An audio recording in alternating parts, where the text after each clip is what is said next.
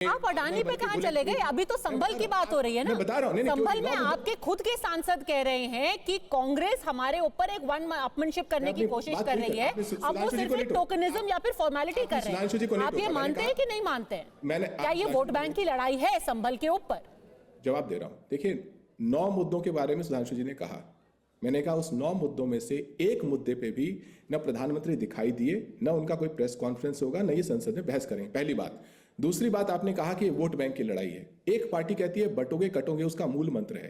इनके ही एक राष्ट्रीय प्रवक्ता ने कहा कि बटोगे कटोगे हमारा मुकुट है, उसे हम अपने सर पर धारण करेंगे।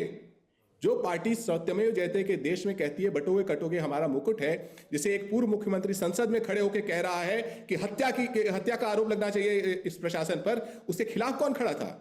उसी सदन में उसके खिलाफ गोली मारो प्रसिद्धि के गिरिराज सिंह खड़े थे। गिरिराज सिंह और पीयूष गोयल, 2 सीनियर मिनिस्टर, उस 2.5 मिनट में अखिलेश यादव जी को इंटरप्ट कर रहे थे, जिन्होंने कि गोली मारो के नारे उनके सामने लगे थे, वो ताली बजा रहे थे। आप फिर भी मेरे सवाल का जवाब नहीं दे रहे। आज आपके डेलीगेशन के 2 दिन बाद संभल जाने की कोशिश करके क्या कांग्रेस मुस्लिम वोट से आपसे लड़ाई कर रही है? क्या ये वोट बैंक का दंगल है? पद्मजा जी, आपके किसी समाज में 5 लोगों की हत्या हो जाती है और कोई जाता है तो आप पूछेंगे क्या वो उस जाति की राजनीति कर रही है? 5 लोगों की हत्या हुई है 3 दिन बाद। एक सेकंड, बीच में टोकिए मत। हाँ। ये सिर्फ बटोगे कटोगे पार्टी कह सकती है कि ये वोट बैंक की राजनीति है। क्या इनके किसी भी सांसद को किसी ने रोका है कि जाकर उन लोगों के लिए आंसू बहाएं? अभी सुधांशु जी ने कहा, इतने विद्वान प्रवक्ता कहते हैं कि उस जगह को एक धर्म का रंग दिया गया। एक ऑर्डर दिखाइए कि किस पार्टी ने ऑर्डर पास किया कि वो जगह धार्मिक है।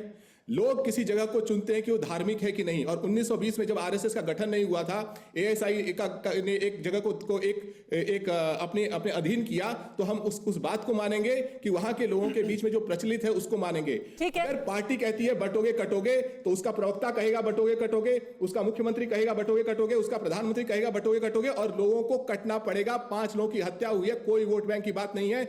ये प्रशासन के ऊपर हत्या का मुकदमा। ठीक है सुधांशु जी, मांग हुई, आप संवेदना में सियासत ढूंढ रहे हैं।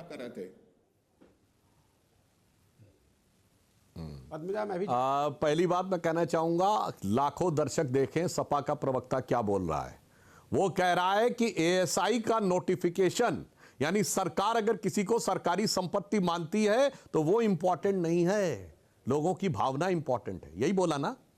यही बोला ना हार्वर्ड एजुकेटेड घनश्याम तिवारी जी, जो सपा के सबसे प्रबुद्ध प्रवक्ता हैं। यही आपने शब्द बोला ना।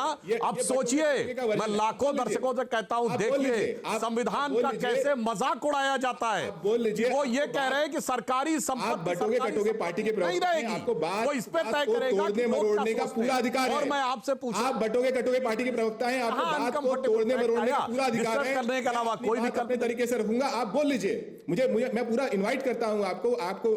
हाँ, तो मैंने कहा ना, आप बोल लीजिए। ये निर्णय दर्शकों को करने दीजिए, बोलना है, लेकिन ये निर्णय दर्शकों को करने दीजिए। कहते के देश में बटोगे कटोगे पार्टी के प्रवक्ता हैं, आपको पूरा अधिकार है, क्योंकि आप लोग इस तरह की राजनीति करते हैं। जब वो 5 लोगों की मृत्यु होती है तो आप लोग ताली बजाते हैं। आज डिनर कर रहे हैं, एक व्यक्ति आंसू नहीं बहाता है, कोई शांति की अपील नहीं करता। आप बोल लीजिए, आपको अधिकार है, बोलिए। सुधांशु जी। हाँ, अब मैं बताता हूं सत्य क्या है, दर्शकों के सामने आएगा। बहुत अच्छी बात की आपने, घनश्याम जी ने आंसू की बात कर दी। ये बटाला हाउस इनकाउंटर के आरोपियों के लिए सोनिया जी की आंख में आंसू आ गए थे, और ये बात सलमान खुर्शीद ने कही थी। मगर इस देश की संसद पे हुए हमले में जिन दर्जनों सिपाहियों ने और सुरक्षा कर्मियों ने अपनी जान दे दी, और उसके बावजूद अफजल गुरु को 7 साल फांसी नहीं हुई, और उससे दुखी होकर उनके परिवार वालों ने मेडल लौटा दिए। ना आपके नेता की आंखों में आंसू आए, ना सोनिया गांधी जी की। मोदी जी की आंखों में आंसू थे। आतंकवाद के आरोपियों के लिए आंखों में आंसू आते हैं। अब पूरी बात शांति से, अब देखिए आप बीच में बोल रहे थे। देखिए होता है ना, मैंने सिर्फ कहा दर्शकों को निर्णय करने दीजिए ना, क्या सत्य है। बिल्कुल दर्शकों को निर्णय करने दीजिए क्या सत्य है। अब हाँ, बिल्कुल शांति से, कोई समस्या की बात नहीं है। इसीलिए मैं कहना चाहता हूं, सिर्फ आतंकवाद और अपराधियों के द्वारा, मैं अखिलेश यादव जी के लिए कहना चाहता हूं, कल्याण सिंह जी उत्तर प्रदेश के पूर्व मुख्यमंत्री थे, इनकी पार्टी में भी रहे थे, कुछ समय गए थे उनके अंतिम संस्कार में, नहीं मुख्तार अंसारी के में गए थे। यह होता है दोनों के बीच का भाईचारा। ये समझिए कि मुख्तार अंसारी इनकी पार्टी से बनते थे सांसद और पंजाब की जेल में रहने के लिए अर्जी डालते थे, क्योंकि पंजाब में कांग्रेस की सरकार थी, कि यूपी की जेल में नहीं, मुझे पंजाब की जेल में महफूज है। इन दोनों के बीच का ये भाईचारा है। मगर मैं ये भी बता देना चाहता हूं पद्मजा जी, मैं दोनों जो बैठे हैं शुभ्रांश जी और घनश्याम जी, बस एक चीज का जवाब दे दें। सिर्फ 10 महीने पुरानी बात है ना, मध्य प्रदेश के चुनाव में जब अखिलेश जी ने कहा था कांग्रेस के लिए ये बहुत चालू पार्टी है, और मध्य प्रदेश में सपा के लिए कहा गया था बहुत चिरकुट पार्टी है, और कमलनाथ जी का वो वीडियो अवेलेबल है, अखिलेश वखिलेश की बात मत करिए।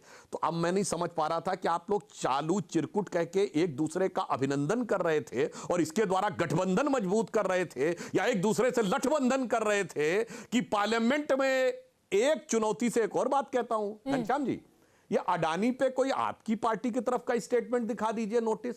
और मैं कहना चाहता हूं, आपने जो कहा ना भाई, जो अमेरिका की रिपोर्ट आई है उसमें किन राज्य सरकारों का नाम लिया है? तमिलनाडु, तेलंगाना, छत्तीसगढ़। तो राहुल गांधी कहना चाहिए ना, मैं अपने चीफ मिनिस्टर से कहता हूं कि भाई जांच करवाओ। उनके चीफ मिनिस्टर आज क्यों नहीं बोलते कि उन्होंने घूस ली है कि नहीं ली है? ठीक है, इसे कहते हैं अपने को चोर साबित करने में लगे। मेरे भाई बता तो दीजिए ना। इसीलिए दोनों मामलों पे दोनों को पता है कि सच का सामना करने की स्थिति में नहीं। अरे अब सुनिए।